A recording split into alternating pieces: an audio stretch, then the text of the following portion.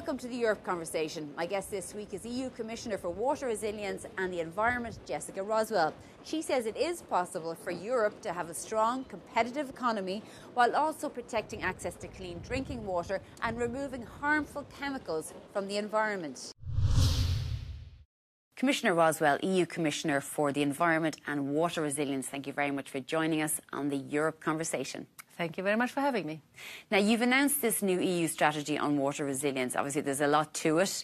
But let's take on board, for example, the fact that there are major droughts all across the world. It's a big issue for security, for displacement. But actually here in Europe, we're also seeing droughts in not just the south of Europe, but also the north of Europe. So it's coming much closer to home. What's the EU strategy on this? No, it's exactly what you say. We have taken water for granted for so long, and we cannot continue like that because extreme weather events has becoming the new normal in one way. And to be clear also that the water scarcity that Europe is facing, Europe's land, is 30%. So we have both problem with too much water sometimes, too little water, but also polluted water. So we need to act. So what exactly is the plan? So it's built on it's a horizontal because it's not one problem that can be solved. It's a lot of things. But first we need to focus on repairing the broken water cycle. That is the issue with too much water and too little water. Okay, so anyway, you're also Commissioner for the Environment, and we've talked for a long time about this forever chemicals and that basically are in everything that we consume, whether it's wine, it's in our clothes, it's in our cosmetics, our makeup, everything. And it's carcinogenic. And you in the past have said that you'd like to take it away from consumer goods at least. Can you tell us what do you mean by consumer goods? Because there are concerns that this is a very narrow interpretation. And before, the EU had said that it would actually end the use of PFAS. So back to water also, because I said in the strategy we are working on the quantity of water, which is extremely important because that is the issue that we face all over Europe. Of course, some parts of Europe faces it more than others, but as you rightly said, we have droughts also in the north of Europe. The other part is the quality of water, where we see that water quality in Europe is polluted. And one thing that we talk a lot about is the PFAS, rightly so. I also have concerns, and I do really understand people's worrying, but the water has also other pollutions, just want to have that said. So what we have said, and I'm working together with my colleague Stefan Sejourné on chemicals as such, but we have said that we would like to try to seek clarity when it comes to PFAS. That has been asked both for you and me as consumer, but also from the industry to have some clarity on what is going to happen, to invest, to find solutions and substitutes. So we have said that we will try to seek a ban when it comes to consumer products. Because there we do decisions all the time, but PFAS is like 10,000 of different. Exactly, yeah. So it's not easy. But we have decisions that we take out, forbid using PFAS in pizza boxes, in rain clothes, and also in fire foams quite recently. And for example, cosmetics and things that we consumers use. But with that said, why don't we go further, as you say? Yeah. Yes, the problem is that we need PFAS in a lot of different products. For example, medical products like inhalators, things that you use when you go to a surgery, or a lot of things that we are. There is no substitution. And where would you like to see this happen? Because it's an ongoing discussion. It takes a long time because, as I said, it's a huge substance, if you may say so. So that takes time. So that is what we are waiting for. I'm working close with ECHA and see on the progress on that. So I would say the push is from both industry, of course, from people that I understand. It's worried me also living in hotspots that we have a lot of PFAS. So that is the other leg, I would say, that we are working on both how to use it in a sustainable way, if you may say. But we need also at the same time work on how to clean up. Yeah. Would you be hopeful, though, that there'll be much less use of PFAS? I mean, like, you take it away from as many products as possible. Is that the aim? That's the aim, absolutely. And also when we need to use it, also that it's used in a very safe way. There's also concerns about the plan to overhaul REACH, which is the EU's regulation when it comes to other harmful chemicals as well.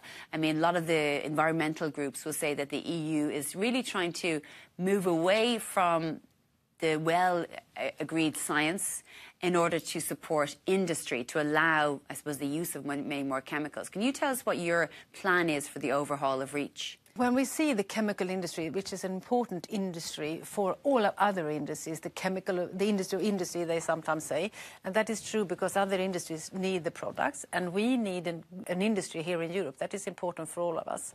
And of course, the chemical industry faces the challenges that all industries in Europe faces with high energy costs and regulation that is burdensome. So that is what we were looking for. Also, how can we also protect that we have this important industry. So that in one thing is also to look in the challenges that the industry have. Of course, we're also looking into the REACH is one thing that is put forward, and that is a good legislation, 20 years old. Actually, a Swedish commissioner, Margot Wallström, who put it in place. But is the priority public safety over sort of industry? Because this is a real concern that a lot of the environmental groups would have. And also, it comes within the context of, competitiveness and moving away from the Green Deal. We see there's a shift politically. No, but I don't see it so. Both, from my perspective, is the green transition and the competitiveness is not contradictory. It's like the two sides of the same coin. So for me, that is not the issue. And I cannot say that we are protecting something more than... We need to, of course, be very mindful when it comes to people's health and the environment. And that nobody opposes that, not the industry. No, I mean, nobody, me and you as human beings. So that I feel very safe on. And also it's about security when it comes to investment in nature. Back to water maybe, because water is an asset, a resource that we need when it comes to food production. That is about preparedness and security. But it's also for having the energy production. It's about transport. So, I mean, for me, focusing and investing in water is investing in nature. So I don't see the contradiction. It's just that, you're from the European People's Party, the same party as President of the European Commission, as Manfred Weber and so on, voting down the nature restoration law, watering down legislation on pesticides.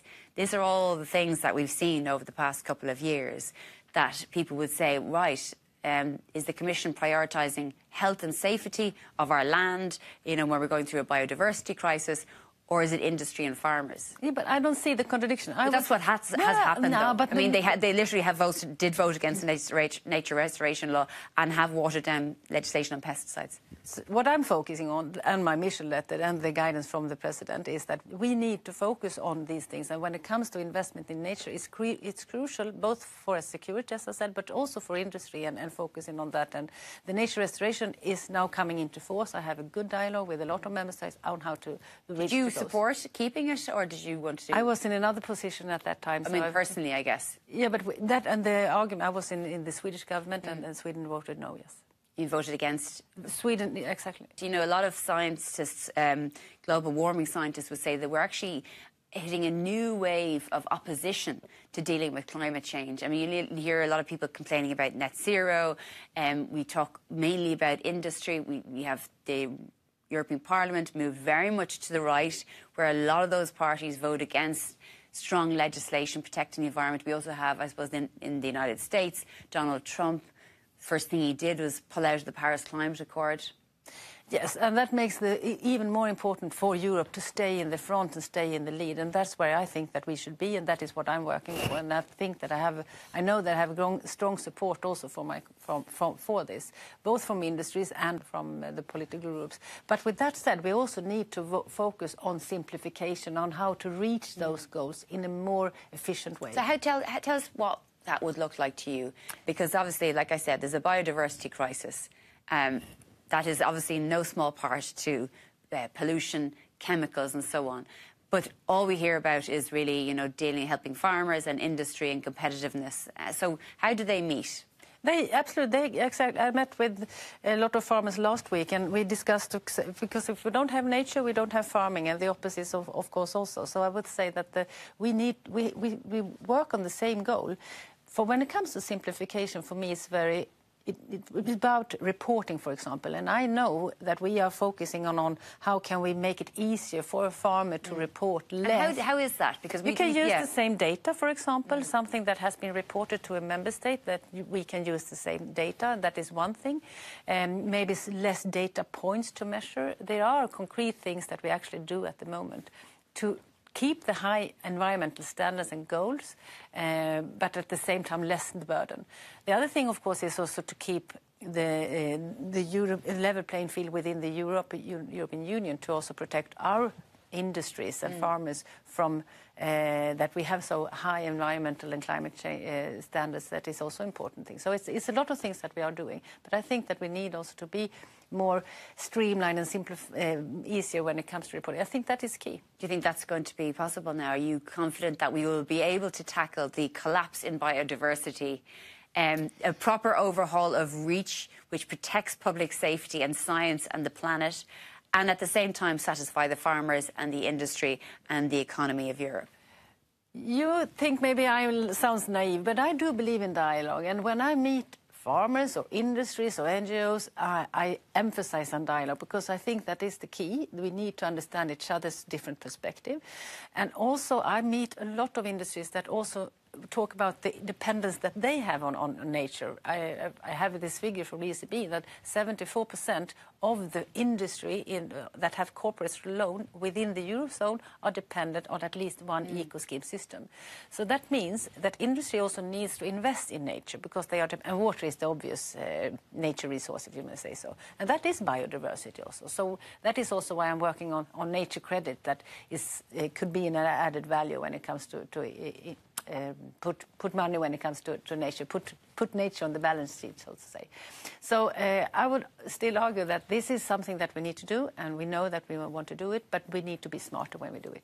Okay, Commissioner Jessika Roswall, EU Commissioner for the Environment and Water Resilience, thank you very much for joining us on the Europe Conversation. Thank you very much.